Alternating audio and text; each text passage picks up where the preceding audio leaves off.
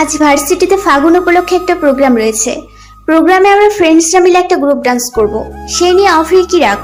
গতকাল সারাদিন এ নিয়ে অভ্র আমার সাথে কথা বলেনি। রাত 2টায় ফোন করলো অভ্র। আমি তখন গভীর ঘুমে তলিয়ে প্রায়, চোখ বন্ধ রাখা অবস্থাতে অন্ধকারে ফোনটা রিসিভ করলাম। হ্যালো। অভ্র কিচ্ছু বলল না। আমি ওর নিঃশ্বাসের শব্দ শুনতে পেলাম। কোনো সাড়া না পেয়ে চোখ মেলে একবার স্ক্রিনে তাকালাম। সেখানে অভ্রের নাম দেখতে পেয়ে আমার মেজাজটাই খারাপ হয়ে গিয়েছিল। ইচ্ছে করছিল ওকে ফোন থেকে বের করে হারপিক খাইয়ে দিই। কোনো রকমে নিজের রাগ সংবরণ করলাম আমি। প্রায় 10 মিনিট অতিক্রম হতে চলল। অভ্র এবারও কিছুই বলল না। এবার আমি কিছুতেই রাগ নিয়ন্ত্রণ করতে পারছিলাম না। অনেকক্ষণ চোখ মুখ খিচে বসে রইলাম। রাগের চোটে আমার ঘুমে চলে গেল এই মুহূর্তে। অভ্রের কণ্ঠ ভেসে এলো এবার। ওর কথা বলার ভঙ্গিতে বুঝতে পারলাম ওর রাগ এই মুহূর্তে 10টা হক মঞ্জিল জ্বালিয়ে দিতে সক্ষম। অভ্র শান্ত অথচ কঠিন স্বরে জিজ্ঞেস করলো, ব্লক করেছিস? কোন সাহসে তুই আমাকে? আমি কিছুই বুঝতে পারছিলাম না। ব্লক করলেও আমাকে ফোন করলো কিভাবে? তখনই মনে পড়লো গতকাল নাচের প্র্যাকটিস শেষে সবাই মিলে একটা গ্রুপ ছবি তুলেছিলাম। ছবিতে নাদিমও ছিল। সেটাই ওর কাছ থেকে লুকিয়ে আপলোড করার জন্য ব্লক করেছিলাম। অবশ্য আনফ্রেন্ড না করে সোজা ব্লক করে দেওয়ার কারণ শুধুই যে রেগে থাকা তা না। অভ্রের আমার প্রতি অতিরিক্ত পজিটিভ আচরণ আমার একটুও পছন্দ না। আরে ভাই, বেস্ট ফ্রেন্ড আছি সেটাই থাক না, খামোখা বাপ হতে চাস কিসের জন্য? আমি গলার স্বর গম্ভীর করে বললাম, রেগেছিলাম। অভ্র মেজাজ শান্ত করার চেষ্টা করে বলল, নাদিমের সাথে মিশতে বারণ করেছিলাম না তোকে? কেন ছবি তুলেছিস ওর সাথে? আর তোর পাশেই কেন দাঁড়াতে হলো? মেঘা আর রুম্পাও তো ছিল, ওদের সাথে কেন দাঁড়ালো না? আমি এতক্ষণে মহারাজের এত রাগ থাকার কারণ বুঝতে পারলাম। আমার মাথায় দুষ্ট বুদ্ধি চাপলো। ওকে আরেকটু রাগিয়ে দেওয়ার জন্য বললাম, হ্যাঁ তুলেছি, তাতে কি হয়েছে? নাদিম কি তোর মতো হিংসুটে? এত কিউট সুইট ভদ্র হ্যান্ডসাম ছেলেটাকে নিয়ে তুই এত হিংসা করিস কেন অভ্র? আমার কিন্তু খারাপ লাগে না ওকে। দেখিস না সব সময় কেমন কেয়ার করে আমার। মিতু, তুমি কিন্তু ফাস্ট ফুডটা তো খেও না, এগুলোতে জীবাণু আছে। মিতু, আস্তে হাঁটো, পড়ে যাবা। How sweet. অভ্র কিছু বলো না। কিছুক্ষণ চুপ থেকে দুম করে ফোনটা কেটে দিল। সাথে সাথে ওর নাম্বার থেকে 10 সেকেন্ডের মধ্যে টেক্সট এলো, খবরদার আমার সাথে তুই আর কথা বলবি না মিতু। ও যে ভয়ঙ্কর রেগে আছে তা বুঝতে আমার আর কষ্ট করতে হলো না। ও, আপনাদের তো বলাই হয়নি, আমি মিতুয়া হক। আর এতক্ষণ ধরে যাকে নিয়ে বলছিলাম ও অভ্র, আমার বেস্ট ফ্রেন্ড। অভ্রের সাথে আমার প্রথম যখন পরিচয় হয় তখন আমার বয়স 7 বছর আর অভ্রের বয়স 10 বছর। আমরা একই এলাকাতে পাশাপাশি বিল্ডিং এ থাকতাম। আমি ওকে প্রথম দেখেছিলাম নীলা আপুর বিয়েতে। নীলা আপু আমাদের দুজনেরই প্রতিবেশী ছিল। অভ্র খয়েরি রঙের একটা শার্ট পরেছিল সেদিন, সাথে সাদা ফুল প্যান্ট। ওর হাতে রিমোট কন্ট্রোল গাড়িটা দেখে আমার যে কি লোভ হয়েছিল। কোনো কিছু না চিন্তা করে ওর হাত থেকে ছো মেরে ছিনিয়ে নিয়েছিলাম গাড়িটা। কিন্তু অভ্র আমায় কিচ্ছু বলল না, এমনকি একটু রাগলেও না। আম্মু আমাকে বোঝানোর চেষ্টা করছে মেয়েরা এইসব নিয়ে খেলে না, এটা ছেলেদের খেলনা। কিন্তু আমি কিছুতেই গাড়িটা দেবো না বলেই জেদ করেছিলাম। আমার কান্নাকাটি দেখে আন্টিও আমাকে কোলে নিয়ে আদর করতে করতে আম্মুকে বললেন, থাক ভাবি, এটা নিয়ে মিতু খেলুক, অভ্র মোটেও মন খারাপ করবে না। অভ্র আসলেই সেদিন একটুও মন খারাপ করেনি। পিট চোখে আমার দিকে চেয়েছিল। আমি অবাক হয়ে চেয়েছিলাম ওর দিকে। ছেলেটাকে আমার বড্ড অন্যরকম লেগেছিল সেদিন। অথচ আম্মু যখন আমার চেয়ে ভাইয়াকে একটু বেশি আদর করতেন, আমি সারাদিন মুখ ফুলিয়ে বসে থাকতাম। রাতে আব্বু এলে আব্বুকে অভিনয় করে বিচার দিতাম। কিন্তু এই ছেলেকে দেখো, ওর এত সুন্দর নতুন খেলনা গাড়িটা নিয়ে নিলাম, আবার ওরই মায়ের কোলে বসে আদর খাচ্ছি। অথচ তার মধ্যে এসব নিয়ে কোনো আক্ষেপ নেই, যেন সে মজা পাচ্ছে আমাকে খেলনাটা দিতে পেরে। আমার খুব হাসি পায় এগুলো মনে পড়লে। অথচ আমার সেদিনের অতি দয়ালু বন্ধুর এখন এই হিংসের মাত্রা দেখো। হিংসে নিয়ে কোনো নোভেল যদি দেয়া হতো তাহলে আমাদের অভ্রয় দেশের দুর্নাম একা বয়ে আনতে সক্ষম হতো। এই মিতু, কি রে, আজ বা ক্যাম্পাসে কি প্রোগ্রাম আছে বললি? পরে ঘুমালে ভার্সিটি যাবি কখন? আম্মুর ডাকে আমি ঝড়ের গতিতে ঘুম থেকে উঠে বসলাম। উঠেই দেয়াল ঘড়িতে চোখ বুলালাম। ও মাই গড, ইটস টু লেট। আমাকে 10টার আগে ক্যাম্পাসে পৌঁছাতে হবে। অলমোস্ট 9টা বাজতে চললো। আমি তাড়াহুড়ো করে কোনো মতে একটা বসন্তী রঙের শাড়ি গায়ে জড়িয়ে নিলাম। কোনো রকমে তাড়াহুড়ো করে চুলগুলো আঁচড়ে খোপা করে নিলাম। কসমেটিক গুলো একটা ব্যাগে নিয়ে নিলাম। ক্যাম্পাসে গিয়েই সাজবো না হয়। ডাইনিং রুমে যেতেই অভ্রকে চোখে পড়লো। টেবিলে বসে কেমন নির্বিকার ভঙ্গিতে নাস্তা করছে অভ্র। ওর ভাব দেখে মনে হলো ও এই হক মঞ্জিলের একমাত্র জামাই। আমি নিঃশব্দে ওর পাশের চেয়ারটা টেনে বসলাম। ও পাশ ফিরে তাকালো না, যেন আমি এসেছি সেটা একদমই পাত্তা দিচ্ছে না।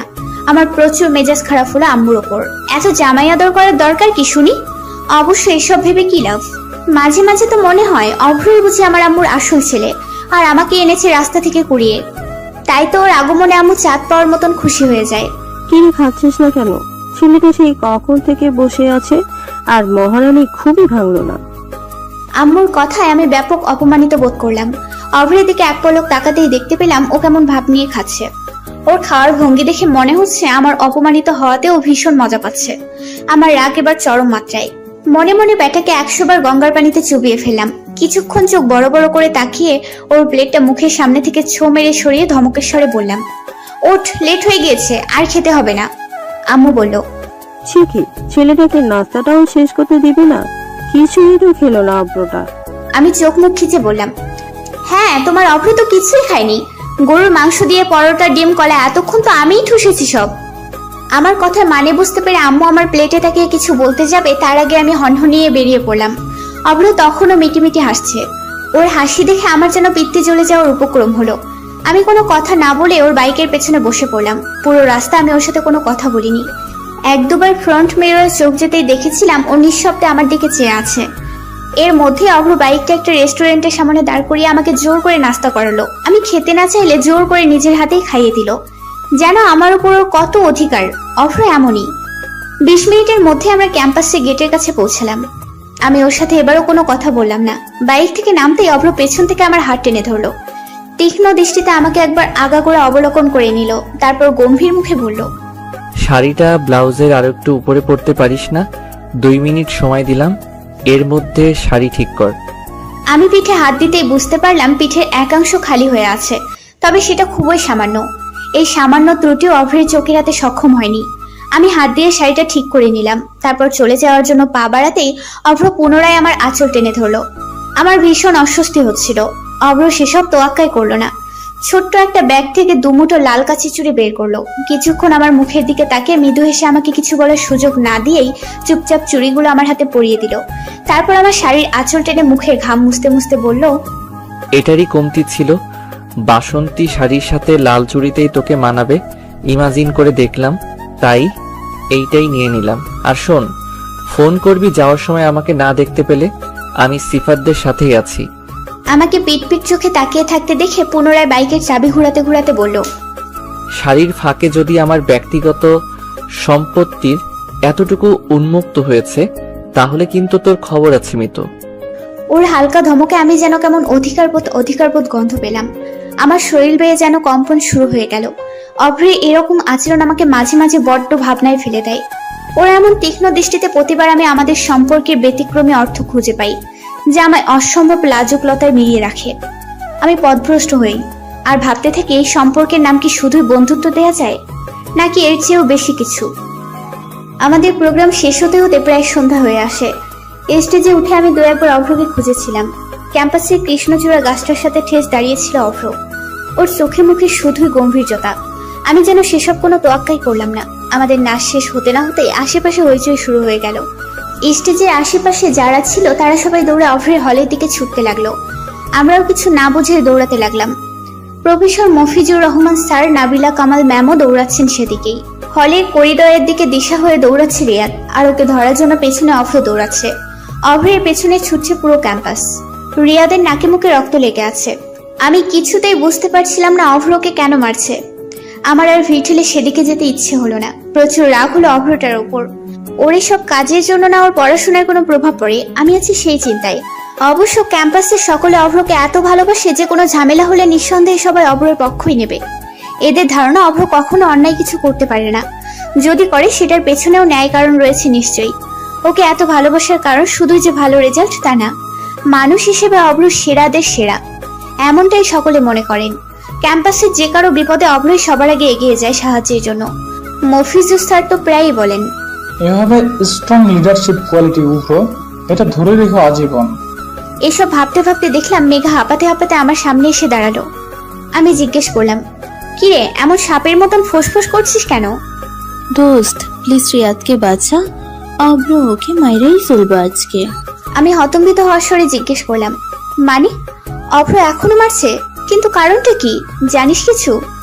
আরে ভাই, আমরা স্টেজে যখন নাচতেছিলাম রিয়াদ নাকি জুম করে তোর ভিডিও নিছে। ভিডিওটা নর্মাল হলেও অভ্র অত রাখতো না, কিন্তু ও স্পেসিফিক্যালি তোকেই জুম করছে।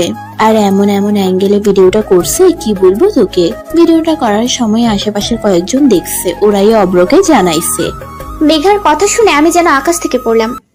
রিয়াদ বেয়াদবটার জন্য আমার ঘৃণা যেন শতগুণ বেড়ে গেল। এই মুহূর্তে ওকে খুন করে ফেলতে ইচ্ছে হলো আমার।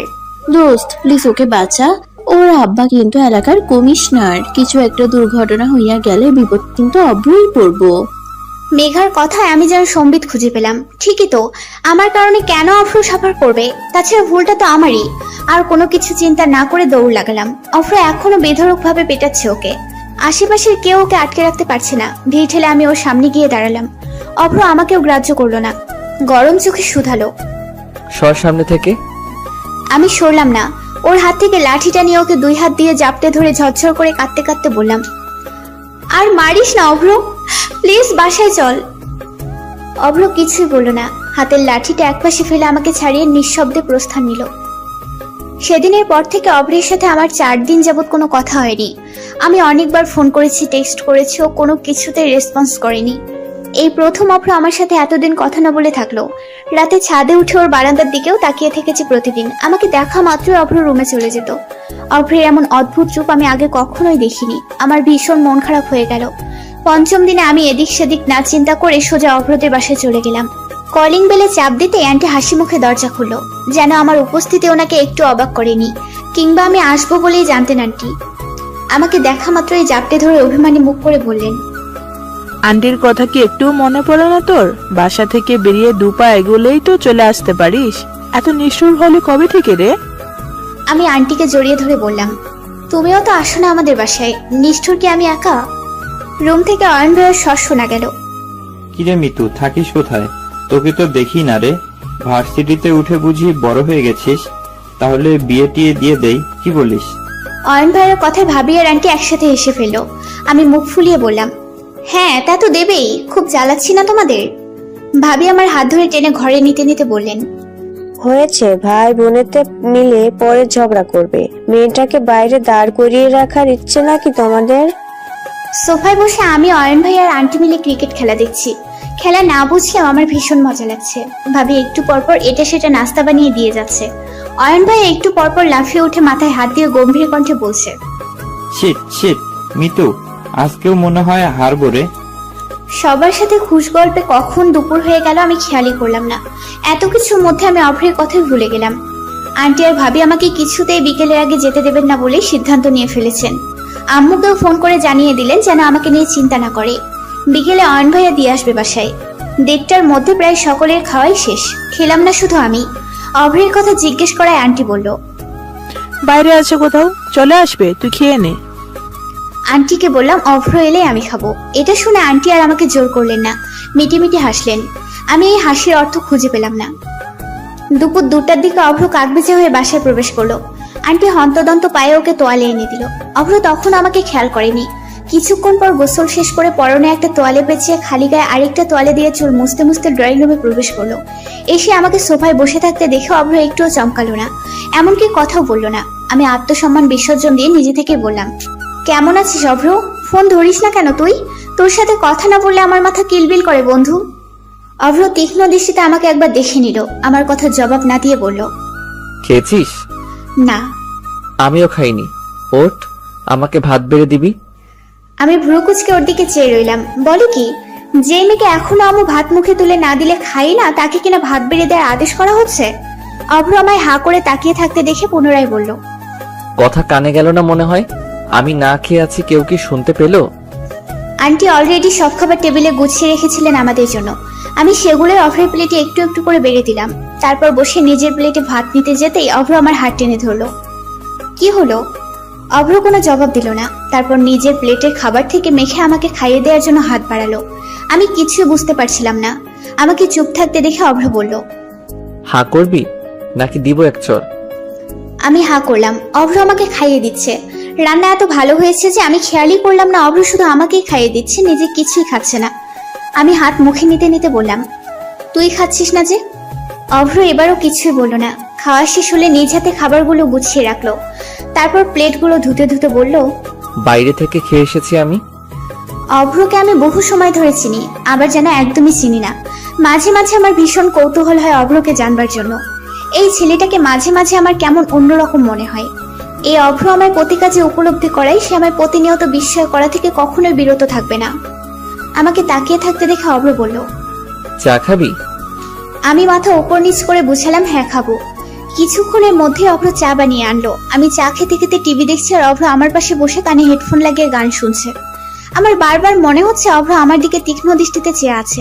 আমি পাশ ফিরে তবুও তাকাই না। অভ্রের অনেক আচরণের অর্থ আমি বুঝি, তবুও যেন বুঝি না।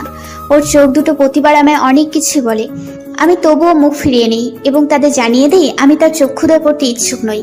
কোথায় যেন একটা ব্যারিকেড আমার, আবার কোথাও তীব্র যন্ত্রণা অব্রবিহীন। এত কিছুর মধ্যেও যেটা আমি চাইলেও অস্বীকার করতে পারি না তা হলো অভ্র আছে বলেই মিতু ভালো থাকে, অভ্রই তাকে ভালো রাখে। বৈশাখের কাঠফাটা রোদে প্রকৃতি এখন বিবর্ণ প্রায়। এই রুদ্ররুক্ষ সকালে আমি আর অভ্র ভার্সিটিতে যাওয়ার জন্য বের হলাম। এই মুহূর্তে আমি যে তেতে অমলেট হয়ে যাচ্ছি সেদিকে এই স্বার্থপর প্রকৃতির কোনো খেয়াল আছে? নেই।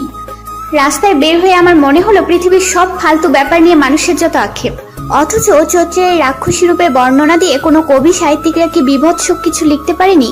চাইলেই লিখতে পারতো, কিন্তু এসব লিখে মিতুকে তৃপ্তি দেওয়ার মতন মহান হৃদয় কোনো কবি সাহিত্যিকদের নেই। তাতে কি? মিতু এসবের ধার ধারার মেয়ে নয়। মিতু অলওয়েজ সো বুড়ো আঙুল to all irritating things and move on. আজ আর অভ্র বাইক নিল না, আবার রিক্সাও নিতে চাইল না। এই ছেলেটার মতিগতি আমি মাঝে মাঝে বুঝে উঠতে পারি না। এটাকে কখনো কখনো আমার নিউটনের সূত্রের মতন জটিল মনে হয়। এই জটিল লোকের নাকি আজ হেঁটে হেঁটে ভার্সিটি যাওয়ার মতন মোস্ট অ্যানোয়িং অ্যান্ড ইউয়ার্ড ইচ্ছেটা হলো। আমার রক্তলাল চোখে তাকিয়ে থাকাও যেন তার সেই মুহূর্তে বাড়াভাতে ছাই দেওয়ার মতন মনে হলো। আরে ভাই, তোর রোদ খাইতে ইচ্ছে করলে সারাদিন চিত হইয়া শুইয়া থাক মরুভূমিতে, না হয় সূর্য ব্লেন্ডার কইরা জুস বানাই খা। আমাকে কেন টানতেছিস এসবে? জীবনে কি ক্ষতি করছি আমি তোর? তোকে বন্ধু বানানোর শাস্তি এত তিতা? ইয়া মাবুদ, আমাকে এই গরু সঙ্গ ত্যাগ করার তৌফিক দান করুন। আমার একটু হাঁটতে ইচ্ছে হচ্ছিল না। বারবার বিরক্তি নিয়ে অভ্রের দিকে চোখ বড় বড় করে তাকাচ্ছি, কিন্তু ব্যাটার সেসবে পরোয়া করার মতো নরম মন হলো না। এবার বিরক্তি নিয়ে থম মেরে দাঁড়িয়ে পড়লাম আমি। আমাকে দাঁড়িয়ে থাকতে দেখে অভ্র চোখের ইশারায় আমাকে দাঁড়িয়ে থাকার কারণ জানতে চাইলো। আমি টলমল চোখে শুধালাম, একটা রিক্সা ডাক না প্লিজ। এই অসহ্য গরমে কেউ হেঁটে যায়? ক্যাম্পাস তো আরো অনেক দূরে, কিভাবে যাব? অভ্র ডোন্ট কেয়ার ভাব নিয়ে বলল, আজকে ক্যাম্পাসে যাব এটা তোকে কে বলল?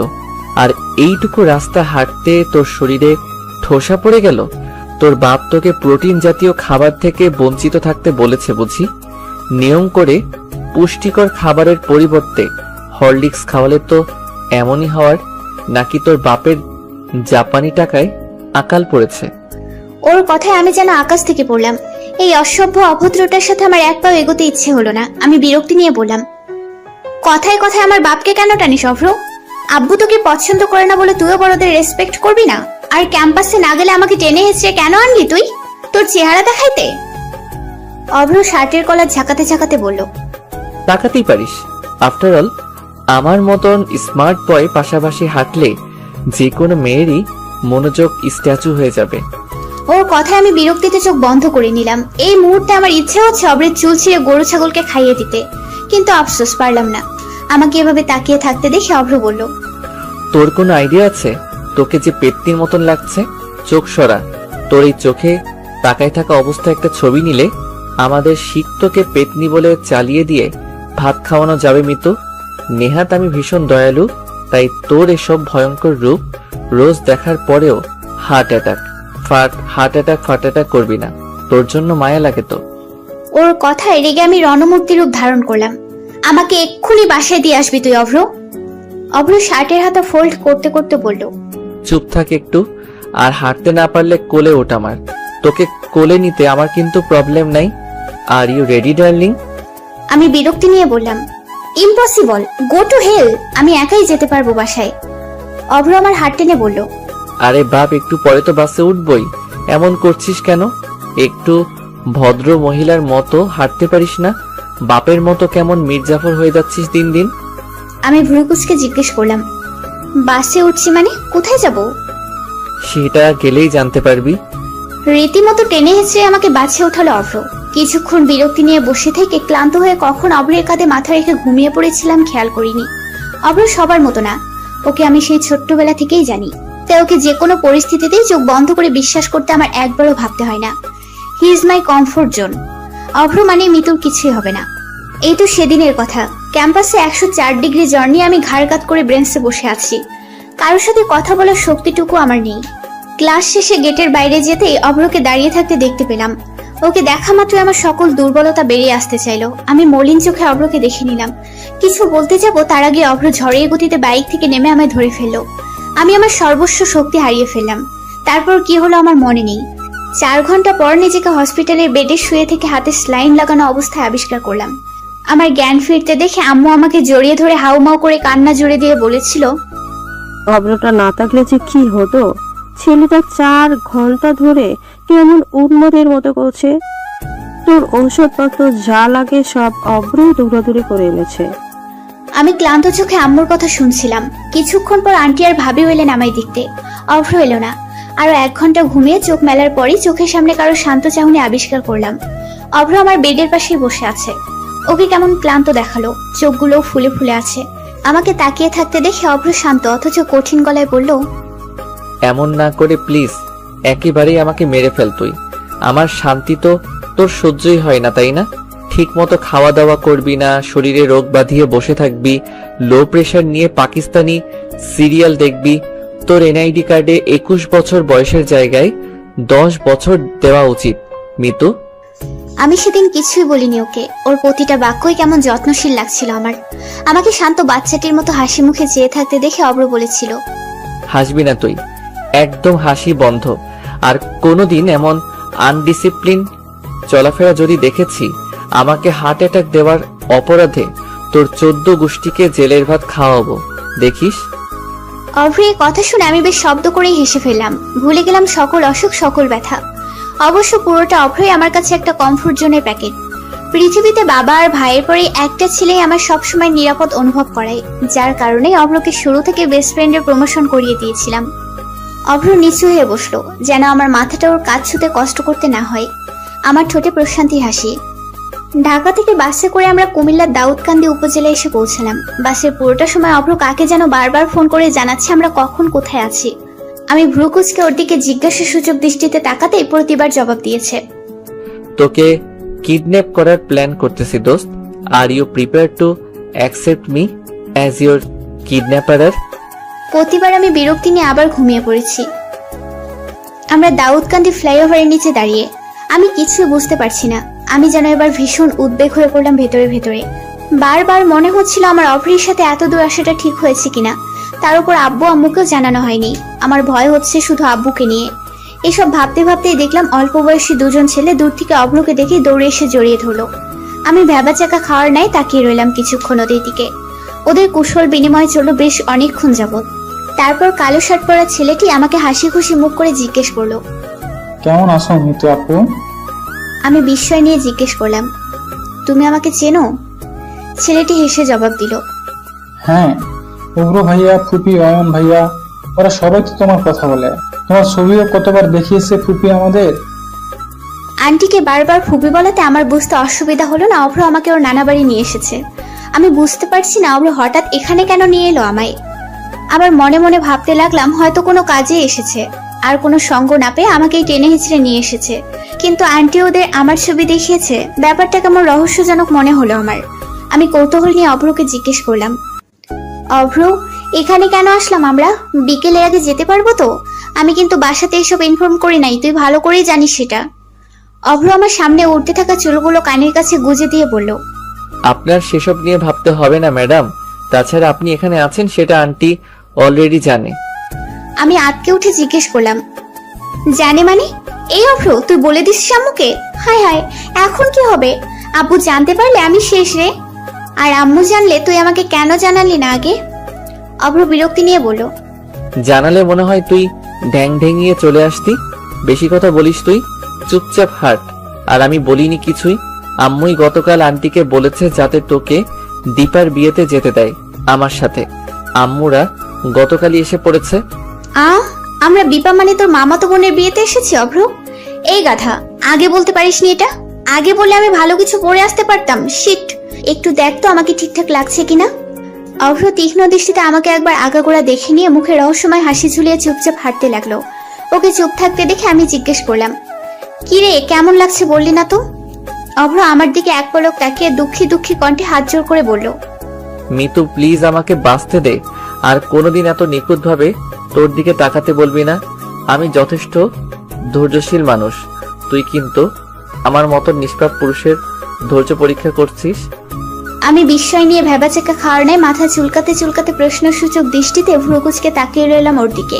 ওর কথায় আগামাতে কিছু বুঝতে পারছিলাম না আমি। আমাকে কেমন লাগছে সেটা বলতে হলে ওকে ধৈর্য ধরতে হবে? অদ্ভুত তো। হাঁটতে হাঁটতে আমরা চলে এলাম গন্তব্যে। অভ্রদের নানু বাড়িটা কিছুটা পুরোনো দিনের বাড়িগুলোর মতো। ওর মা বাবা সবাই একই ছাদের নিচে থাকেন, অর্থাৎ জয়েন্ট ফ্যামিলি। বাড়িতে ঢুকতেই বাচ্চাদের ছোটাছুটি চিৎকার চেঁচামেচি শুনতে পাওয়া গেল। আমাকে দেখতে পেয়ে মামুনিরা এমন ভাবে জড়িয়ে ধরলেন যেন আমাকে তারা আগে থেকেই জানেন চেনেন। আমি অফ্রের নানা বাড়ির মানুষ বলতে বিপাদে দেখেছিলাম একবার অফ্রের বাসায়। তাছাড়া বাকি সকলের গল্প আন্টির থেকে শোনা, কখনো সামনে থেকে দেখার সৌভাগ্য হয়নি। সকলের হইচই শুনতে পেয়ে আন্টি আর ভাবি দোতলা থেকে দৌড়ে নামলেন। ভাবি এসে আমাকে জড়িয়ে ধরে ফিসফিস করে বলতে লাগলেন, অভ্র কিন্তু আসতে চায়নি। যে বললাম মিতুকে নিয়ে এসো, ওদের বাসায় গতকাল বলে দিয়েছি, অমনি হনহনিয়ে চলে এলো। ভাবো একবার কত হিপোক্রিয়েট দেবর আমার। ভাবির কথা শুনে আমি আর হাসি দমিয়ে রাখতে পারলাম না, বেশ শব্দ করেই হেসে ফেললাম। অচেনা পরিবারের কথা মাথায় এলো না আমার হাসির শব্দে আশেপাশে সকলের দৃষ্টি এখন আমার দিকে। কেবল প্রশ্নসূচক দৃষ্টিতে তাকিয়ে আছে সবাই। আমি একটু ইতস্তত বোধ করলাম। এরপর কারো দিকে নজর যেতেই দেখতে পেলাম কেবল একজন পুরুষের দৃষ্টি শান্ত। আশেপাশের কাউকে পরোয়া করলো না সে বেপরোয়া পুরুষ। কেমন বিস্ময় নিয়ে তাকিয়ে রইল অভ্র, যেন এর চেয়ে সুন্দর হাসি সে আজন্ম দেখেনি। চারদিকে এত হইচই দেখে কেমন উৎসব মুখর মনে হচ্ছে সবকিছুই। এই কয়েক ঘন্টায় সবাই আমাকে এত আপন করে নিল যে আমার মনে হচ্ছে না আমি এদের রক্তের কেউ নই। অভ্রের সব কাজিরাই আমাকে সঙ্গ দিচ্ছে।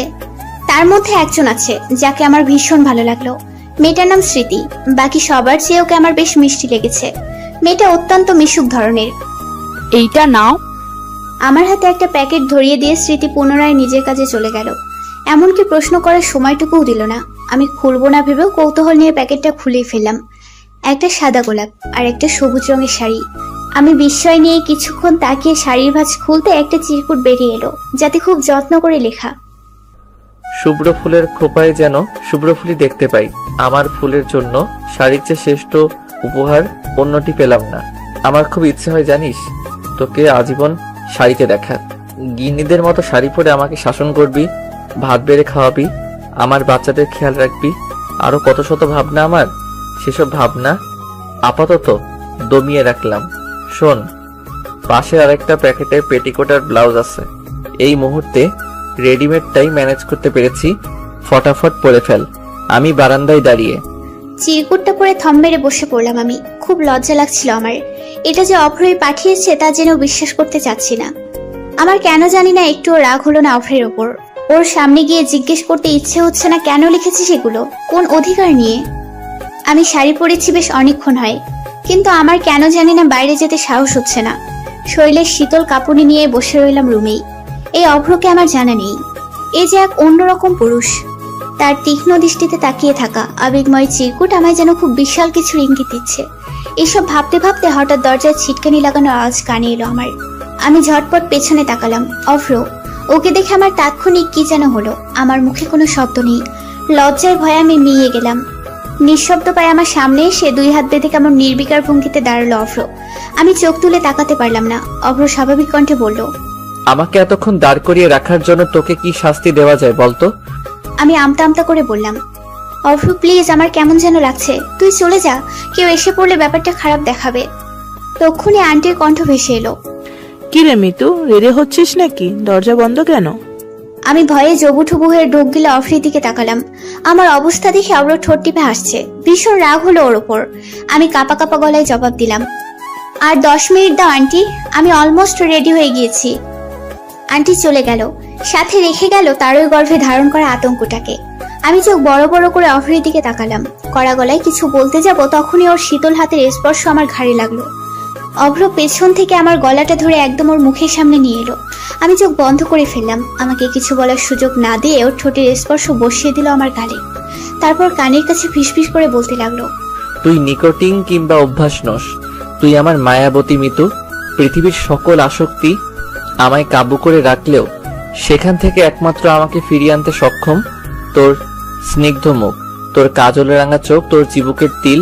আর বলে অভ্র আমার আরো কাছে আসতে লাগলো। আমি একটু একটু করে পেছাতে পেছাতে দেয়ালের সাথে ধাক্কা খেলাম। আমার চোখ তখনও বন্ধ। অভ্রের তপ্ত নিঃশ্বাসের শব্দ তখনও শুনতে পাচ্ছি আমি। সম্বিত ফিরে আসতেই চোখ বন্ধ রাখা অবস্থাতে আমি ওকে ধাক্কা দিয়ে দূরে সরিয়ে দিলাম। আমার সারা শরীরে কাঁপুনি শুরু হয়ে গেল। এই আপু, কি হলো? চোখ বন্ধ করে দাঁড়িয়ে আছো কেন? শরীর খারাপ লাগছে? স্মৃতির ডাকে আমি সম্বিত ফিরে পেলাম। তাৎক্ষণিক নিজের ঘাড়ে হাত রাখতেই ভাবতে লাগলাম, আসলেই কি অভ্র এসেছিল, নাকি এটা শুধুই আমার কল্পনা। না, শরীর খারাপ না, তুমি যাও, আমি আসছি। কেমন একটা অদ্ভুত চিন্তায় পড়ে গেলাম। অভ্র এমন কিছু করেছে আমার মন কিছুতেই বিশ্বাস করতে চাইছে না। ভাবতে ভাবতেই বসে পড়লাম আমি। তখনই ফ্লোরে অভ্রের ঘড়িটা দেখতে পেলাম। আমার চোখে শুধুই বিস্ময়। তার মানে কল্পনা নয়, অভ্র আসলেই এসেছিল। আমার কেন জানি না খুব কান্না পাচ্ছে। এই অভ্রকে আমি কিছুতেই মেনে নিতে পারছি না। কেমন অচেনা লাগছে সবকিছু। আমার আর এক মুহূর্তও থাকতে ইচ্ছে হচ্ছে না এখানে। সেদিনের পর থেকে আমি অভ্রের সাথে কোনো কথাই বলিনি। আমি যে অভ্রকে পছন্দ করি না ব্যাপারটা এমনও না, তবে অভ্রের হঠাৎ করে এমন আচরণে আমি মনে হয় অনেকটাই অপ্রস্তুত হয়ে পড়েছিলাম। কিছুতেই আমি ওর সেদিনের করা আচরণকে স্বাভাবিক বলে মেনে নিতে পারছিলাম না। এই মেনে না নিতে পারার উত্তরটাও আমার জানা নেই। শুধু জানি আমার এই মুহূর্তে অভ্রকে খুব বিরক্তিকর কিছু বলে মনে হচ্ছে। এই কয়দিনে অভ্র আমাকে অজস্রবার ফোন দিয়েছে, বাসায় এসেছে বহুবার। ওকে দেখা মাত্রই আমি রুমে চলে যেতাম। আমার আচরণের প্রভাব হয়তো ওর ওপর কিছুটা হলেও পড়েছে। অভ্র গত 2 দিন যাবত আমার সামনে আসেনি, এমনকি একবারও ফোন করেনি। এতে অবশ্য ভালোই হয়েছে। আমার আর যেচে ওকে ইগনোর করতে ইচ্ছে হচ্ছে না। 1 সপ্তাহ পর ভার্সিটি গেলাম আমি। অভ্র আসেনি ক্যাম্পাসে। তারপর আরো কয়েকদিন টানা ক্যাম্পাসে অভ্রকে দেখতে পেলাম না আমি। সিফাতকে জিজ্ঞেস করায় বলল অভ্র গত 10 দিন ধরে ভার্সিটিতে আসে না। তার মানে বিপার বিয়ের পর থেকেই এবার আমার কেমন চিন্তা হতে শুরু করলো। অভ্র ক্যাম্পাসে আসেনি এতদিন, তাহলে আছে কোথায় হতচ্ছাড়াটা? বান্ধবীর থেকে পাওয়া গোপন রিয়েকশনে দেবদাস হয়ে যায়নি তো? 12তম দিনে বারান্দার দোলনায় বসে আরাম করে বড়ের আচার খাচ্ছিলাম আমি। বাসার সামনের গলিতে দাঁড়িয়ে থাকা কয়েকটা ছেলে কেমন শকুন দৃষ্টি নিয়ে আমার দিকে তাকিয়ে শীষ বাজাচ্ছিল। লাল রঙের শার্ট পরা ছেলেটা জিভে বারবার ঠোঁট ভিজাচ্ছে দেখে আমার কেমন শরীর ঘিন ঘিন করতে আরম্ভ করলো। চেহারায় কেমন বখাটে ছাপ দেখা গেল ওদের অঙ্গি ভঙ্গি দেখে কেমন গা গুলিয়ে আসার উপক্রম হলো আমার। শান্তি মতো একটু বারান্দায়ও বসতে পারলাম না। এদের কারণেই এদেশের মেয়েরা এখনো অনিরাপদ। পড়াশোনা ছেড়ে দিয়ে বাপের টাকায় বখাটেপনা করে বেড়াতে এরা স্বাচ্ছন্দ্য বোধ করে। আমার ইচ্ছে হলো এদের ধরে গণপিটুনি খাওয়াতে, কিন্তু আমি সেটা করলাম না। নিজের প্রতিবাদী ভাবনাকে দমিয়ে রুমে ফিরে গেলাম আমি। রুমে আসার 2 মিনিটের মধ্যেই বাইরে হইচই শোনা গেল।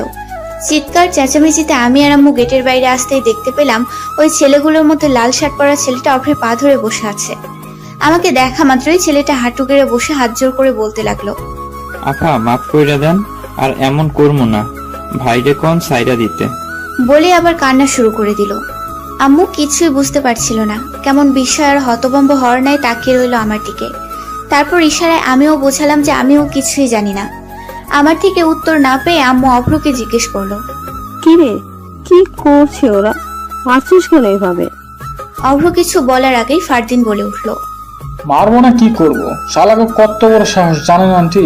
আমাকে অভ্রের দিকে এক পলক চেয়ে। না মানে রাস্তাঘাটে মায়া করে বিরক্ত করে তো। একটু আগেও আমাকে পরিচিত একজন রে উত্তক্ত করতেছিল। এগুলা তো ঠিক না, তাই না আন্টি? এই লাইগেই উগ্র ভাইয়া ধৈরা পিড়াইয়া থানায় দিয়ে আইতে কইল। ফারদিনের কথায় যেন আম্মু খুশি হয়ে গেল।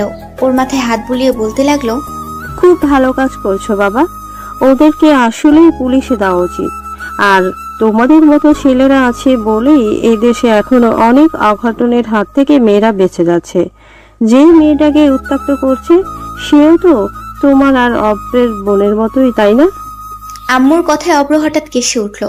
কাঁচতে কাঁচতে ফারদিনের দিকে গরম চোখে তাকাতেই ফারদিন দাঁত বের করে হাসার চেষ্টা করে আম্মুকে বলল, না আন্টি, আমার বোন হইলেই যে উগ্র ভাইয়েরও হইতে হইব এমন কিন্তু কথা নাই।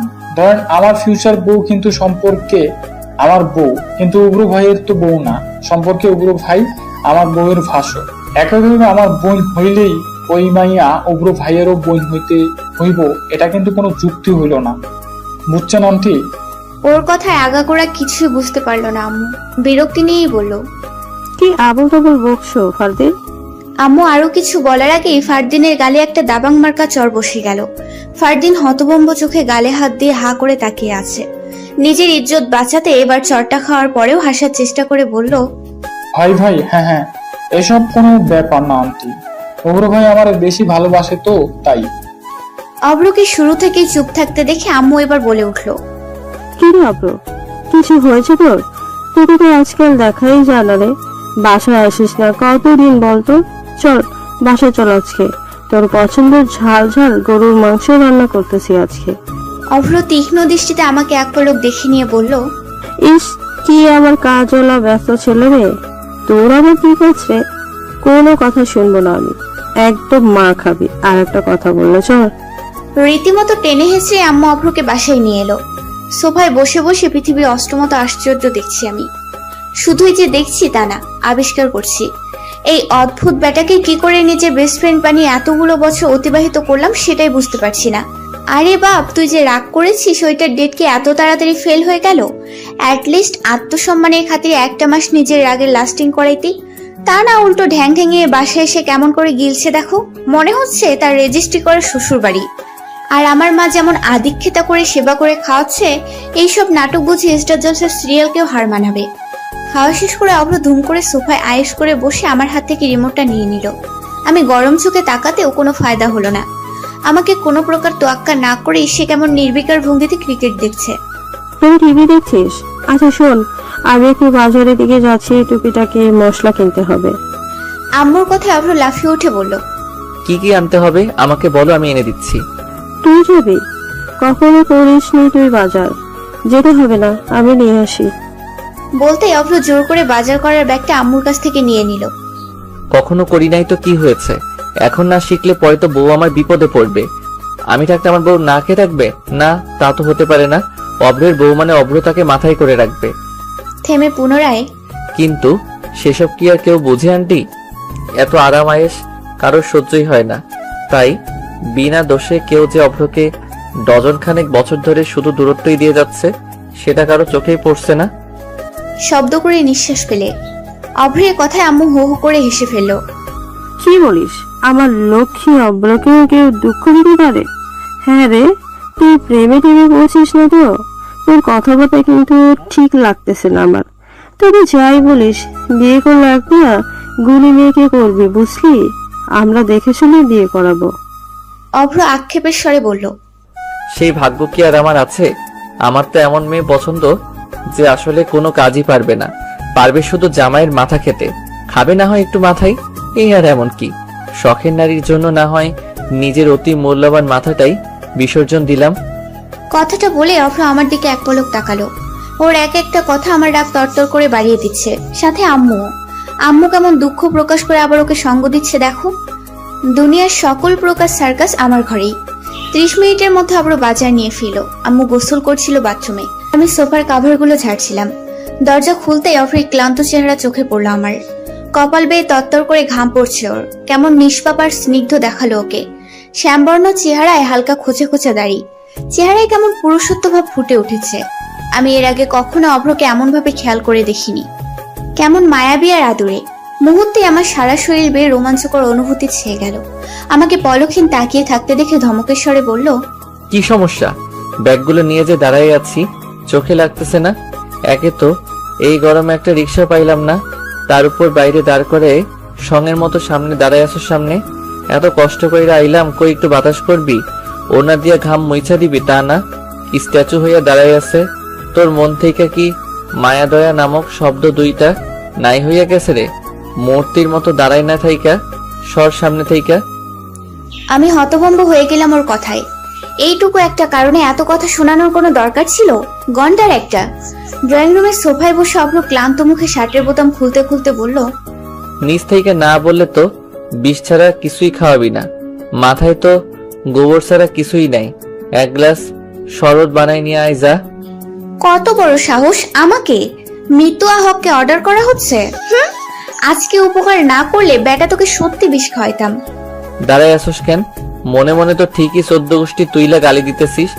অবশ্য তোর মতন গোবর মাথার গালি কি হইতে পারে আমার জানা আছে।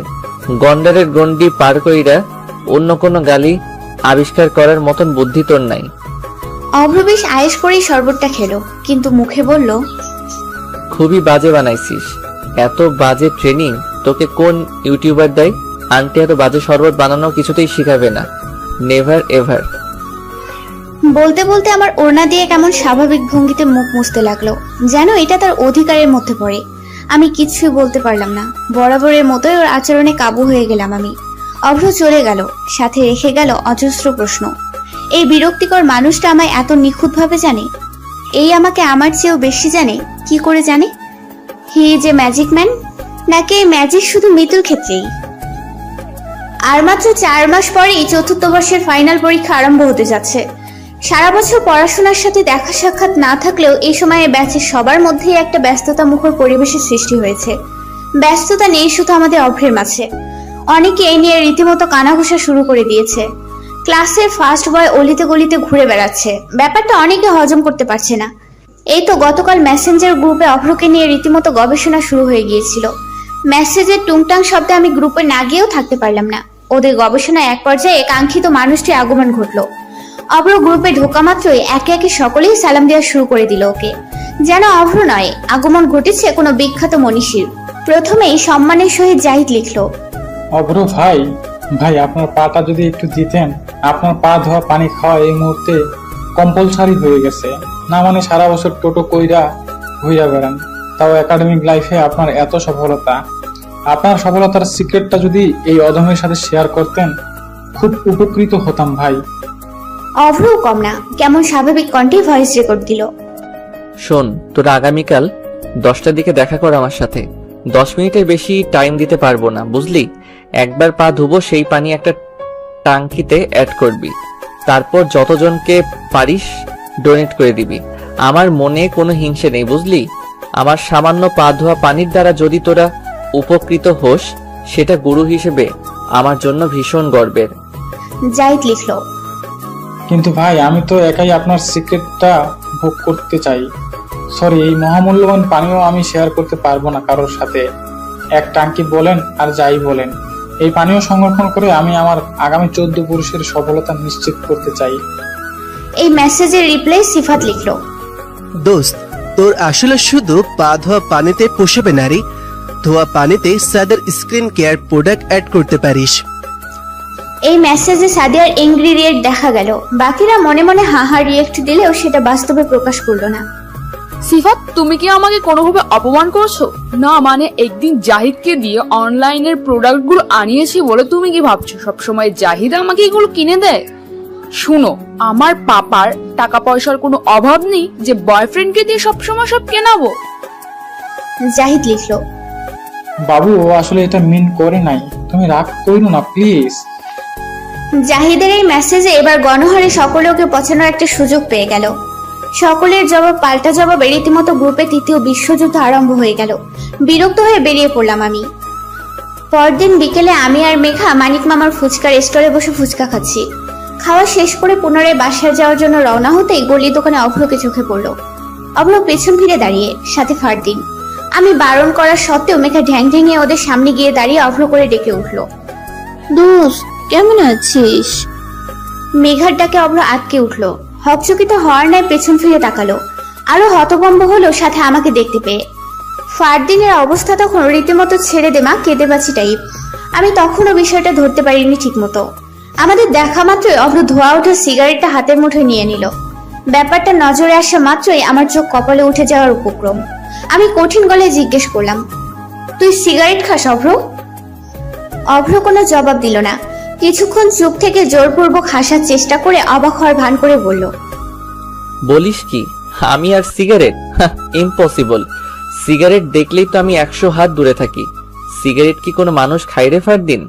ফারদিনের দিকে চেয়ে, এসব তো গরু ছাগলেরা খায়। আমার মতন জেন্টলম্যানকে নিয়ে এই ধারণা কিভাবে পুষে রাখিস তুই? আমার তো ভাবতেই কেমন কষ্ট হচ্ছে রে। ওর নাটকে আমার রাগ দ্বিগুণ প্লাস দ্বিগুণ সমান সমান 4 গুণ হওয়ার উপক্রম।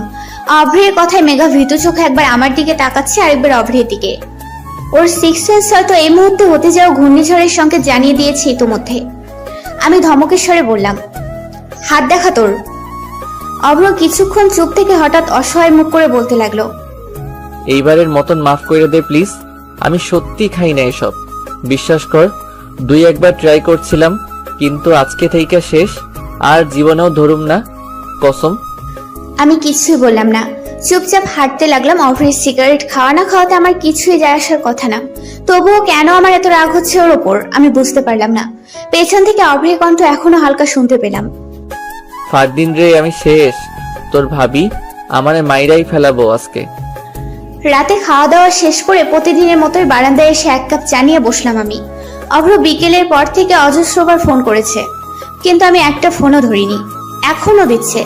বিরক্ত হয়ে ফোন অফ করে রাখলাম শেষমেশ। পুনরায় রুমে ফিরে যেতে উঠতেই অভ্রকে চোখে পড়লো। গেটের বাইরে কারেন্টের খাম্বার সাথে কেমন দুঃখী দুঃখী মুখ করে দাঁড়িয়ে আছে অভ্র।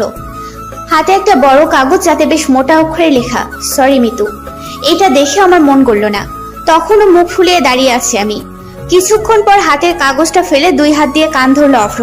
ফিস ফিস করে ঠোঁট নাড়িয়ে বারবার আমাকে বোঝালো আমি ক্ষমা না করলেও সারা রাত কান ধরে দাঁড়িয়ে থাকবে। আমিও কম নই, দাঁড় করিয়ে রাখলাম কান ধরিয়ে প্রায় 20 মিনিট। মশার কামড়ে বেচারার নাজেহাল অবস্থা প্রায়। 30 মিনিট পর আমার রাগ পাহাড় থেকে অবতলে নামলো। ফোন করলাম ওকে। আর কখনো দেখবো এসব? অভ্র অসহায় মুখ করে বলল, জীবনেও না, বিশ্বাস কর, এটাই শেষ। তুই যা বলবি তাই শুনবো, তুই বললে তাই, না বললে নাই। এই মুহূর্তে আমার পুরোপুরি না কমলেও 80 ভাগই কমতে শুরু করেছে। কিছুক্ষণ চুপ থেকে অপলক দৃষ্টিতে তাকিয়ে রইলাম ওর দিকে। তারপর মৃদু হেসে বললাম, বাসায় যা, অনেক পাগলামি হয়েছে। হুম, যাব না। যাবি না মানে? কেউ দেখলে উল্টাপাল্টা মনে করবে অভ্র, বাসায় যা। নিচে একবার, না হয় সত্যি যাব না। অভ্রের একবার কিছু করবে বলে মনে হলেও সেটাই করে। ওর জেদ সম্পর্কে আমি বেশ ভালো করে অবগত। যেতে বলছি মানে আমি না গেলেও সত্যি সত্যি হয়তো সারা রাত বাসার সামনেই দাঁড়িয়ে থাকবে। তাই পাগলের হাত থেকে নিস্তার পাওয়ার জন্য আমাকে নিচে নামতেই হলো। চোরের মতো নিঃশব্দে গেট খুলে বের হলাম আমি। আমাকে দেখা মাত্রই অভ্রের মুখে তৃপ্তিময় হাসি ফুটে উঠলো। আমি আশেপাশে এক পলক খেয়াল করে তাড়াহুড়ো করে বললাম, এই যে আসলাম, দেখেছিস হয়েছে, এবার বাসায় যা। অভ্র বিরক্তি নিয়ে বলল, চুপ করে একটু দাঁড়া, এমন লাফালাফি করছিস কেন? 10 মিনিট ধরে অভ্র আমাকে স্ট্যাচু বানিয়ে দাঁড় করিয়ে রেখেছে। তারপর বেশ কিছুক্ষণ পলকহীন চোখে তাকিয়ে আমাকে দেখতে থাকলো। মিতু, শুনছি, যা বলার তাড়াতাড়ি বল। আশেপাশে তাকিয়ে, রাতে কি এগুলো পরেই ঘুমাস? অভ্রের কথায় আমি হতস্কৃত হয়ে পড়লাম। তারপর নিজের পরনে নজর দিতেই দেখলাম রাতে ঘুমানোর জন্য গেঞ্জি আর প্লাজো পরেছিলাম, সেটা চেঞ্জ না করেই তাড়াহুড়ো করে চলে এসেছি। এমনকি গায়ে ওড়না জড়াতেও ভুলে গেলাম আমি। সঙ্গীত ফিরে আসতে কেমন লজ্জা আর অস্বস্তি হচ্ছিল আমার। অভ্র বোধহয় সেটা বুঝতে পারলো। আমার অস্বস্তি আর না বাড়িয়ে ঠোঁটে রহস্যময় হাসি ঝুলে প্যান্টের পকেটে হাত ঢুকিয়ে হাঁটতে হাঁটতে বলল, বাসায় যা। বিছানায় শুয়ে এপাশ ওপাশ করতে লাগলাম আমি। কিছুতেই ঘুম আসছে না আমার। ফোনটা অন করতেই নোটিফিকেশনের টুংটাং আওয়াজ। ফেসবুক অন করলাম। ফেসবুকে ঢুকতেই অভ্রের 5 মিনিট আগের পোস্ট করা একটা স্ট্যাটাস সামনে এলো। সেখানে বাংলা একটা গানের কিছু লাইন। ঘুম চলে যায় তোমার চোখে বেড়াতে, পারি না তাকে কোনোভাবে ফেরাতে। আমার এই মন তোমার মনের পাড়ায় বোকাশোকা হয়ে আড়ালে আবডালে দাঁড়ায়। তোমাকে ছোঁয়ার নেই তো আমার সাধ্য, দেখতে পাওয়া সেই তো বড় ভাগ্য। মনটা অবাধ্য হচ্ছে প্রায়শ। কমেন্টে সিফাত সেখানে লিখেছে, সাধ্য তো আছেই বন্ধু, নেই শুধু বৈধতা। আগে পরে তো একজনকেই মন দিয়ে বসে আছো, বিয়েটা করেই ফেলে এবার। মেঘা লিখলো, বন্ধু, শাহরুখ কাজল জুটির বাস্তবিক পূর্ণতা দেখার সৌভাগ্য করে দাও প্লিজ। সালমান কিংবা রানী মুখার্জির এন্ট্রি আমরা চাই না। পুষ্পিতাও লিখলো, হায় হায় অভ্র, তোমার গার্লফ্রেন্ড আছে? এত কিউট ছেলেটাও শেষমেশ মিঙ্গেল হয়ে গেল, খুবই দুঃখজনক। সিফাত সেখানে রিপ্লাই করে বলল, এই ব্যাটার উপর ক্রাশ খেয়ে লাভ নেই পুষ্প। অব্রের সকল আগ্রহ এক নারীতেই আটকে আছে। তুমি চাইলে আমাকে লাইন মারতে পারো, বেশিক্ষণ লাগবে না পটাতে। এই রিপ্লাইয়ে সিফাতের গার্লফ্রেন্ড মৌনি এংরি রেড দেখা গেল। ব্যাপারটাকে আরেকটু ঘোলাটে করার জন্য জাহিদ লিখলো, আস্তাগফিরুল্লাহ সিফাত, সে মৌনির মতন একটা লক্ষ্মী মেয়ে থাকতেও তোর চরিত্রের কালো ধূসর বেগুনে এত ধরনের দাগ। মৌনি দেখেই তোর সাথে সংসার না মানে রিলেশনে আসছে। অন্য মেয়েরা হইলে বিয়া সারি ডিভোর্স দিয়া দিত। আমার তো খুব মায়া লাগতেছে বেচারি মৌনির লাইকা। রুম্পা লিখলো, জাহিদ রে, তুই তো কুটনির শাশুড়িদের চেয়েও জঘন্য রে দোস্ত। শেষ শেষ, বেচারা সত্য হওয়া প্রেমিকাটারও আর কয়টা মাস থাকতে দিলি না তুই? তোরে আসলে কুটনা অফ দ্য ইয়ার ঘোষণা করা উচিত। কি আকামটাই না করলি। সিফাতের নিভ্বি এখন ফোন করে বলবে, বাবু আমি রাগ করছি। তোর সাধ্য আছে এই রাগ ভাঙানো? একমাত্র সিফাতই এই অসাধ্য সাধন করতে পারে। সিফাত জাহিদকে মেনশন করে লিখলো, কালকে ছুটির পরে দেখা করিস তুই। তোমার সাদিয়া নাদিয়াদের একটা মিটআপ আছে, আগাম সতর্ক সংকেত দিয়ে দেওয়ার জন্য থ্যাঙ্কস মি লেটার। জাহিদ সেটা রিপ্লাই করে বলল, ঠিক আছে ভাইয়া, আমার স্কুল 12টায় ছুটি হয়, আপনারটা জানলে দেখা করতে সুবিধা হবে। আমি নির্বাক দর্শকের ন্যায় বিনা টিকিটেই সার্কাসের সকল মজা উপভোগ করে নিলাম। রাত প্রায় 3টা বাজতে চললো। আমার চোখে তখনও ঘুম নেই। দুঃখ নয়, সুখময় অনুভূতি থেকে আমার ঘুম আসছে না। অতিরিক্ত দুঃখে মানুষ যেমন নির্ঘুম রাত কাটায়, অতিরিক্ত সুখেও তাই হয়। আমার অবস্থাও ব্যতিক্রম নয়। এক শ্যামবর্ণ পুরুষ আমার ঘুম হরণ করেছে। আমার মনে হচ্ছে কোথাও যেন একটা ছায়া রয়েছে, যে ছায়া আমায় প্রকাশ্যে গোপনে সকল প্রতিকূল পরিস্থিতি থেকে রক্ষা করছে। সে আমায় কেবল এবং কেবলই প্রশান্তি দিয়ে যায়, বিনিময়ে গ্রহণ করে অবহেলা। একটা ভালো রাখার মানুষ, যার সকল কৌতূহল শুধু মৃত্যুকে ঘিরেই, যার পলকহীন তাকিয়ে থাকা তার শ্যামবর্ণ মুখ আমায় এক দ্বন্দ্বও ঠিক থাকতে দিচ্ছে না। আমি চোখ বন্ধ করলাম, সাথে সাথে চোখ থেকে এক ফোঁটা পানি গড়িয়ে পড়লো আমার। এই অশ্রুতেও কেমন তৃপ্তি খুঁজে পেলাম আমি, অভ্রময় তৃপ্তি। পৃথিবীর সকল অনাকাঙ্ক্ষিত ঘটনাবলীর মধ্যে একটি হচ্ছে আগামী পরশু পুষ্পিতার বিয়ে। হুট করে পুষ্পের বিয়ের সিদ্ধান্ত নেয়া নিয়ে প্রথমে আমরা বেশ অবাক হয়েছিলাম। তাও নাকি পারিবারিক না, সোজা প্রেমের বিয়ে। গত 4 মাস ধরে প্রেম, তারপর বছর না ঘুরতেই বিয়ে। পুষ্পের জীবনে এটাই প্রথম প্রেম, অথচ এর আগে কখনো প্রেম না করেও শত শত পুরুষকে বিচ্ছেদের যন্ত্রণা দিয়ে বিয়ের পিড়িতে বসতে যাচ্ছে পুষ্প।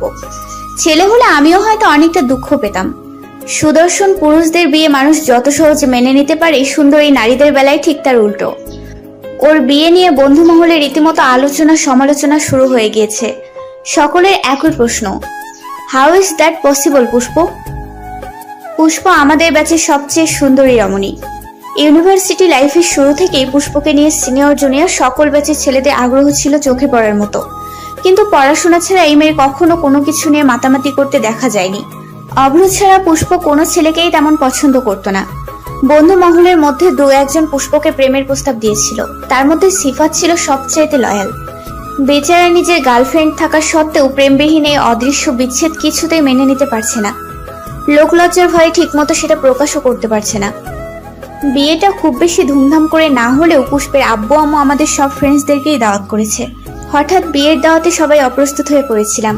পুষ্পের হবু বর কিছুদিনের মধ্যে আমেরিকা ব্যাক করছে, যার কারণে এত তাড়াহুড়োর মধ্যে সবকিছু করতে হয়েছে আঙ্কেল আন্টিকে। পুষ্পের অনার্স শেষ হওয়ার পরেই নাকি আয়োজন করে আবার অনুষ্ঠান করবেন। তার আগ পর্যন্ত পুষ্প বাপের বাড়িতেই থাকবে। এত কম সময়ের মধ্যে আমরা ফ্রেন্ডসরা তেমন কোনো প্রিপারেশনই নিতে পারিনি। তাড়াহুড়োর মধ্যেই যা কেনাকাটা করেছি। বিয়েটা সিলেটে পুষ্পের দাদার বাড়িতেই হয়ে যাচ্ছে। এই নিয়ে এক একজন ব্যাপক উত্তেজিত।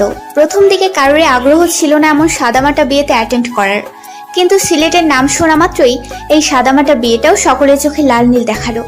বেচারা সিফাতও বিচ্ছেদের দুঃখ ভুলে নাচতে নাচতে ব্যাগ প্যাক করা শুরু করে দিল। আমাদের ঢাকা টু সিলেট ট্রেনের যাত্রা, সময় আজ দুপুর 2:55। সবাইকে 2:20-এর মধ্যে ঢাকা বিমানবন্দর রেলওয়ে স্টেশনে উপস্থিত থাকতে বলে দিয়েছে অফ্র। আমরা সকলেই সময় মতো পৌঁছে যাই।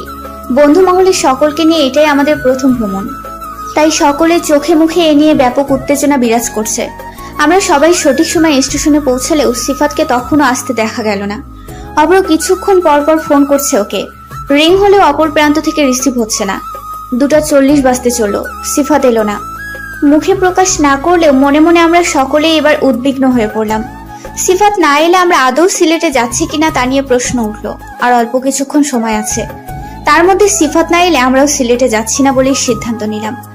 সকলের মনের মধ্যে বিরাজ করা টান টান উত্তেজনা যেন মুহূর্তেই মাটিতে লুটিয়ে পড়তে লাগলো। আমরা হতাশ মুখে দাঁড়িয়ে রইলাম। এত কাঠখড় পুড়িয়ে বাসা থেকে পারমিশন নেয়ার পর যদি না যেতে পারি, এর চেয়ে দুঃখের আর কিছুই হতে পারে না। হঠাৎ কারো উচ্চস্বরে আমরা পেছন ফিরে তাকালাম। হাঁটু ধরে হাঁপাতে হাঁপাতে দাঁত কেলিয়ে হাসার চেষ্টা করে কাঙ্ক্ষিত মানুষটি বলল, কিরে, তোদের মধ্যে কোনো এক্সাইটমেন্ট নাই কেন? বুঝলাম না, অমন তাকে আছিস কেন? সুন্দর লাগতেছে আমাকে। আসার সময় শুধু ফেয়ার অ্যান্ড লাভলি দিয়েছিলাম, বিশ্বাস কর। ওর কথা শেষ হতে না হতেই জাহিদ হাতের বোতলটা ছুঁড়ে মারল সিফাতের গায়ে। তারপর পায়ে জুতা খুলতে খুলতে বলল, তোর এক্সাইটমেন্টের অমলেট বানাব তুই। তোর খবর আছে শালা, খারাপ কইতাছি। সিফাত দিক দিশা ভুলে জাহিদের দুবাই থেকে আগত জুতার হাত থেকে রক্ষা পাওয়ার চেষ্টা করছে। এরই মধ্যে দু একবার ওর গায়ে লেগেও যায়। জাহিদ পুনরায় জুতা তুলে আবার ওর পেছনে দৌড়াতে থাকে। শেষমেশ দৌড়ে না পেরে আমার পেছনে এসে লুকালো। মিতু, বইন আমারে বাঁচা প্লিজ। শালার ওপরে পাগলা কুত্তার আত্মা ভর করেছে, যে কোনো সময় দেবে কামড়। এই যুবক বয়সে কুত্তার কামড়ের ইঞ্জেকশন নেওয়ার কোনো ইচ্ছা আমার নাই। কথাটা শোনা মাত্রই জাহিদ আবার তেড়ে আসলো। পুরো স্টেশন দৌড়াতে দৌড়াতে দুজনেই এক পর্যায়ে ক্লান্ত হয়ে হাঁটু ধরে দাঁড়িয়ে হাঁপাতে লাগলো। তারপর দুঃখী দুঃখী মুখ করে সিফাত বলল, দোষ বিশ্বাস কর, আমার কোনো দোষ নেই। আমি ঠিক টাইমে বাসা থেকে বের হইছি। রাস্তায় এত জ্যাম মামা। ঢাকা শহরের জ্যাম শুধু তোরই পাইছে শালা, আমরা আসি নাই। বাইর হওয়ার আগে তোমার মৌনি নিবিড়ে কনভিন্স করতেই তো 1 ঘন্টা লাগাইছো নিশ্চয়ই।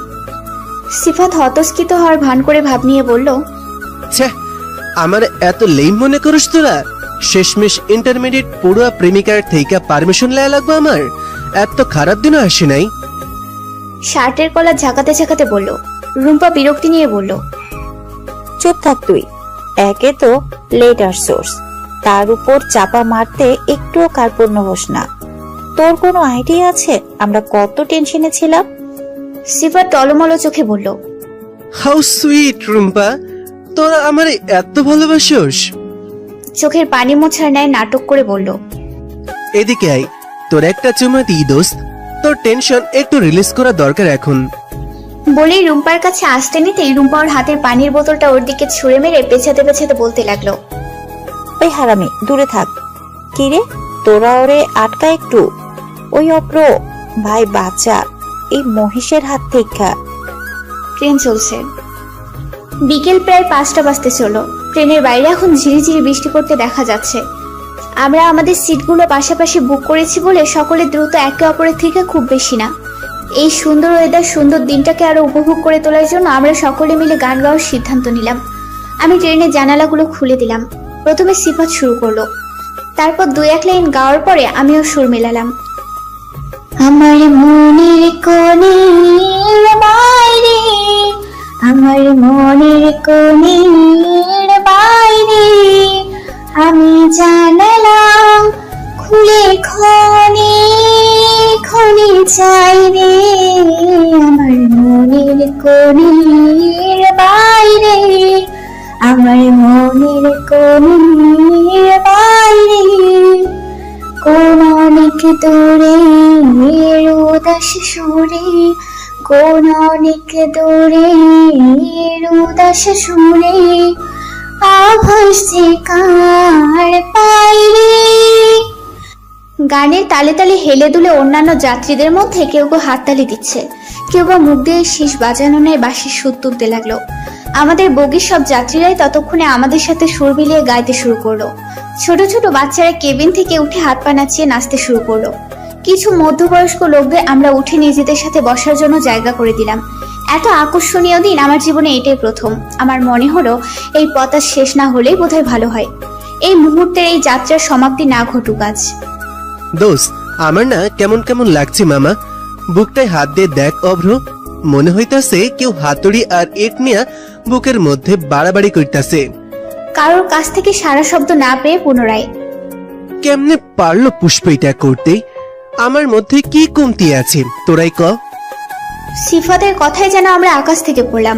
জাহিদ সঙ্গে সঙ্গে ফোনের ক্যামেরা অন করে সিফাতের দিকে তাক করে বলল, বন্ধু, যে বিরহ গান একটু আগে শোনাইলা ওইটা একটু রিপিট করো প্লিজ। আমরা চাই না তোমার অস্কার ডিজার্ভ করা গান মৌনি কোনোভাবে মিস করো। রুম্পা বিজ্ঞান নাই বলল, এই তুই এত হিপোক্রিট কবে থেকে হলি রে?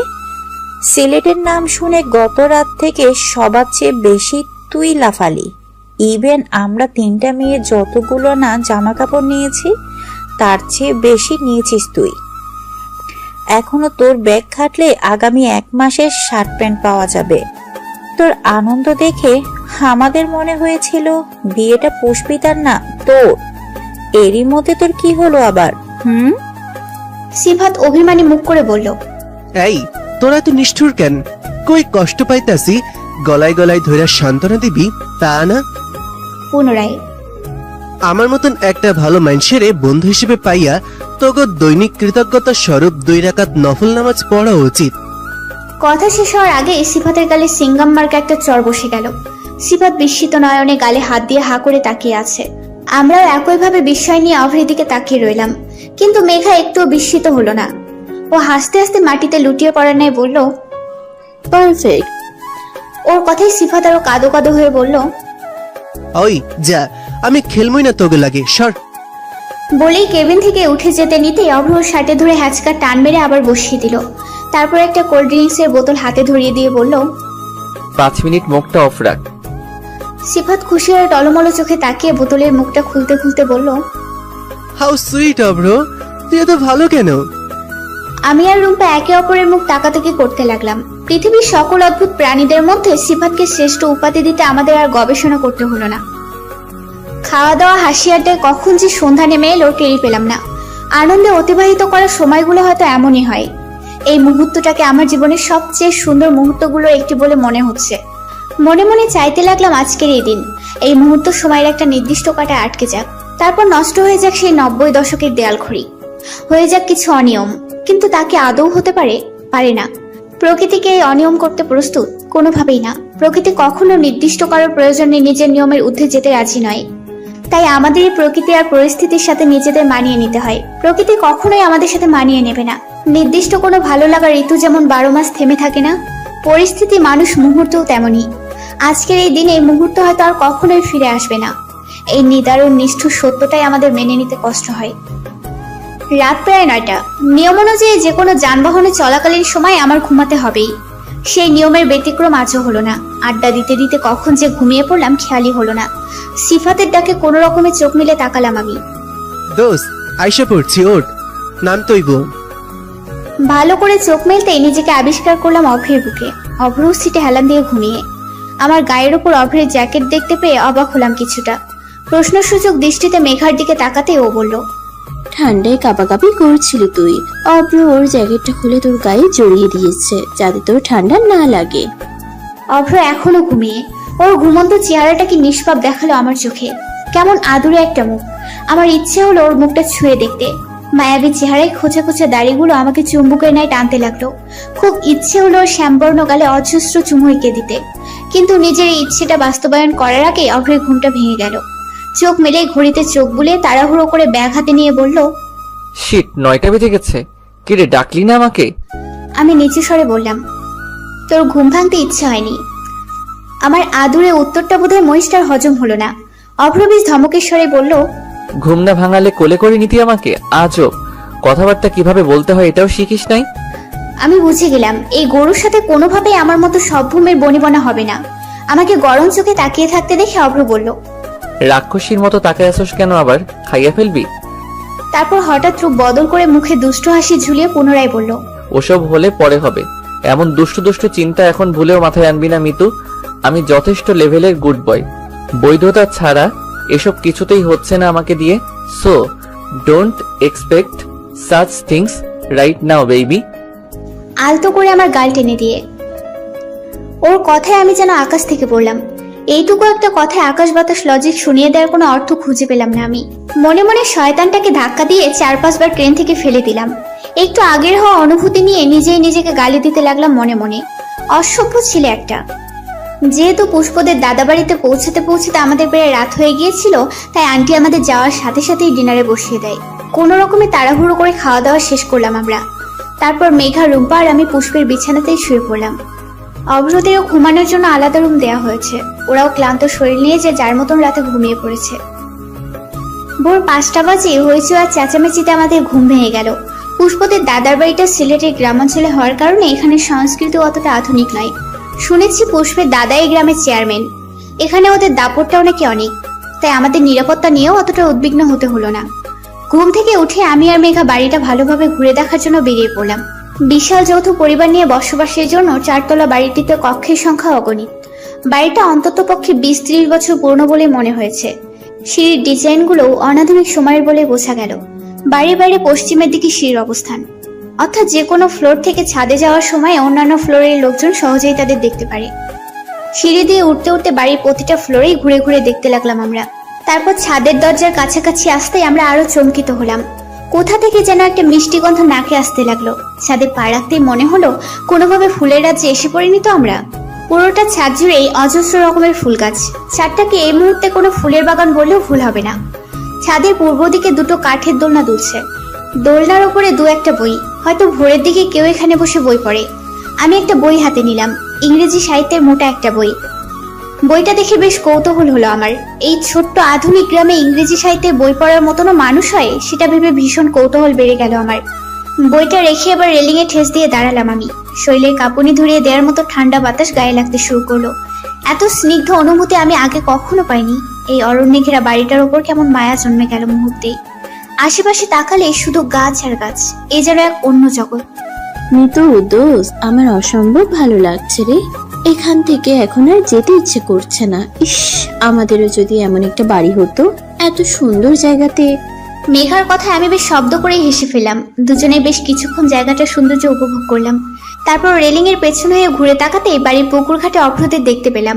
লুঙ্গি পরা অবস্থায় ঘাটের সিঁড়িতে বসে ছাই দিয়ে দাঁত মাজছে ওরা। হাফাতা গেঞ্জিতে লুঙ্গি পরা অবস্থায় তিনটাকে কেমন অদ্ভুত দেখালো এই মুহূর্তে। লুঙ্গিগুলোর ডিজাইন দেখে মনে হলো খুব সম্ভবত এগুলো পুষ্পের বাপ চাচাদের লুঙ্গি। আমার ভীষণ হাসি পেল ওদের এভাবে দেখে।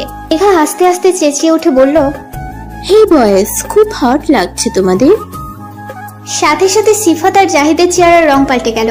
বেচারাদের চোখ মুখ দেখে বোঝা গেল এরা আগে কখনোই লুঙ্গি পরেনি, তাই লজ্জাও বেশি পাচ্ছে এরা। অবশ্য অভ্রও কখনো লুঙ্গি পরেনি বলেই আমি জানি। তবুও বেটার চেহারা এতটুকু অস্বস্তি দেখতে পেলাম না। কেমন নির্বিকার ভঙ্গিতে দাঁত মাজতে লাগলো অভ্র। মিতু, দেখ দেখ, মেয়েগুলো কেমন লুচুদের মতো অভ্রদের দিকে তাকায় আছে। মেঘার কথায় আমি ওর হাত অনুসরণ করে তাকালাম। দুই তিনজন অল্প বয়সী মেয়ে খাটের পাশে বড় গাছটায় ঠেস দাঁড়িয়ে অভ্রদের দিকে তাকিয়ে মিটিমিটি হাসছে। বয়স 16 কিংবা 17 বেশি হবে না। খুব সম্ভবত এরা পুষ্পের চাচাতো জ্যাঠাতো বোন। এই দৃশ্য দেখে রাগে আমার গা জ্বলে যাওয়ার উপক্রম হলো। ইচ্ছে হচ্ছিল মেয়েগুলোকে ধরে ঠাস ঠাস করে গালে চড় বসিয়ে দেই। ওদের বিশেষ নজর যে অভ্রের দিকেই, সেটাও আমি হাড়ে হাড়ে বুঝতে পারলাম। নাটক আর না বাড়াতে হনহনিয়ে নিচে নেমে পড়লাম আমি। এক্সকিউজ মি আপুরা, কোন ক্লাসে পড়ছো? মেঘার প্রশ্নে মেয়েগুলোর মধ্যে দেখতে চঞ্চল ধরনের একজন জবাব দিল, আমরা ক্লাস 10-এ পড়ি আপু। আপনারা গতকাল এসেছেন তাই না? ওই যে কালো টি শার্ট পরা ছেলেটা, উনিও কি আপনাদের ফ্রেন্ড? স্থানীয় সিলেটি হওয়ার সত্ত্বেও শুদ্ধ বাংলায় ওকে কথা বলতে দেখে আমি কিছুটা বিস্মিত হলাম। অবশ্য আসার পর থেকে বাড়ির সকলেই শুদ্ধ বাংলাতেই কথা বলতে দেখেছি, হয়তো এ বাড়ির নিয়মই এমন। কিন্তু এই মেয়ে অভ্রকে এমন উনি উনি করছে কেন? মেঘা ভ্রুকুচকে আমার দিকে একবার চেয়ে পুনরায় ওদের জিজ্ঞেস করলো, কেন আপুরা, কালো টি শার্ট পরা উনি কি করেছে তোমাদের সাথে? ফর্সা দেখতে মেয়েটা লাজুক হেসে জবাব দিল, না না আপু, উনি কিছুই করেনি। আসলে আমার ওনাকে খুব পছন্দ হয়েছে। যদিও আমি দেখতে ফর্সা আর উনি শ্যাম বর্ণের, তবুও আমার ওনাকে ভালো লেগেছে। আচ্ছা, উনি কি সিঙ্গেল? ওর কথা শুনে আমি আর মেঘা যেন আকাশ থেকে পড়লাম। মেয়ে বলে কি? এইটুকুনি মেয়ে দামড়া ব্যাটারি নিয়ে স্বপ্নও দেখা শুরু করে দিছে। মাই গড, আবার কালার শামিং হচ্ছে। বদের হাড্ডি একটা। আমার চেহারা দেখে হয়তো মেঘা ভিতরে আকাশ বাতাস এক করে একটা বুঝতে পারলো। মেঘা বেশ স্বাভাবিকভাবেই জবাব দিল, আহারে ছোট্ট আপু, তোমার জন্য খুব মায়া লাগছে আমার।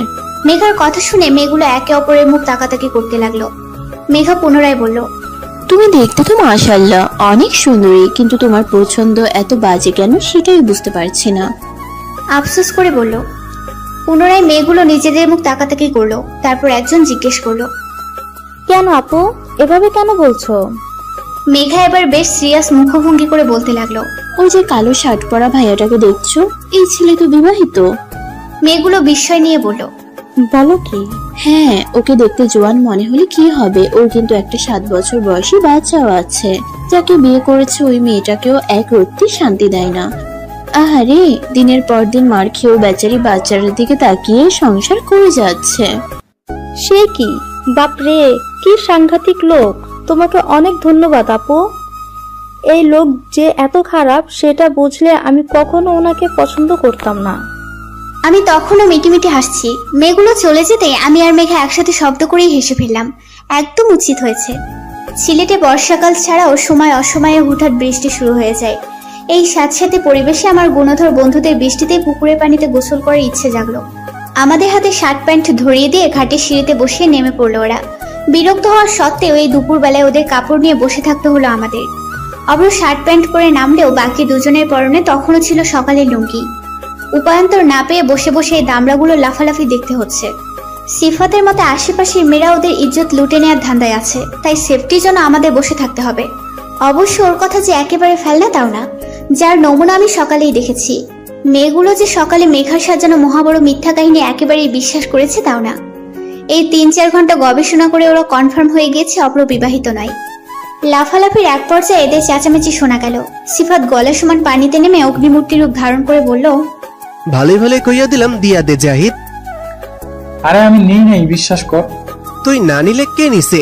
এমন আকাম অভ্র জীবনও করব না। তুমি চাইলে চেক করতে পারো আমারে। শালা কি চেক করবো তোরে? আমি স্পষ্ট ফিল করছি তুই টান মারছস।